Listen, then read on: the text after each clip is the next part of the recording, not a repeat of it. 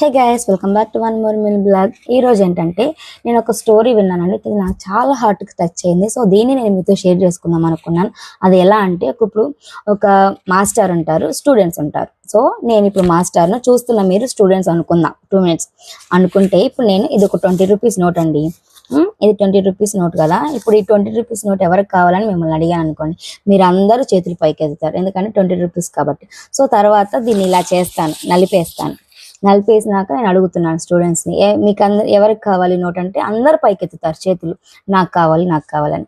సరే, నేను మళ్ళీ ఏం చేస్తానంటే ఇప్పుడు ఈ నోట్ని కింద పడేసి బాగా కాలుతో తుక్కేసి మట్టి అంతా అంటించి తర్వాత మళ్ళీ తీసిస్తాను. ఇట్లా ఎవరికి కావాలి అంటాను, అందరూ కూడా నాకు కావాలి అని చేతులు పైకెత్తారు. సో ఇక్కడ ఏం నేర్చుకోవాలంటే మనం, సో ఈ 20 రూపీస్ నోటు అనేది మనం, 20 రూపీస్ నోట్ అనేది మనం.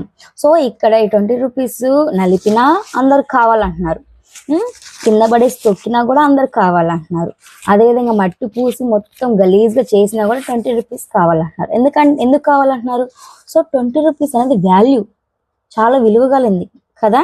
సో ఇక్కడ 20 రూపీస్ మనం అనమాట. సో మనం కష్టాల్లో ఉన్నా, బాధల్లో ఉన్నా, ఎంత పూర్ ఫ్యామిలీలో ఉన్నా, ఎక్కడ ఉన్నా కూడా, ఎలాంటి సిచ్యువేషన్స్లో ఉన్నా కూడా నీ విలువ అంతే ఉంటుంది.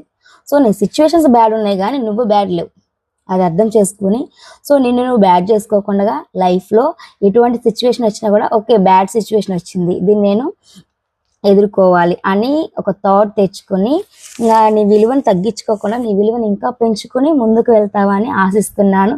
ఈ వీడియో కనుక నీకు నచ్చినట్లయితే please like the video and share to someone. Thanks for watching.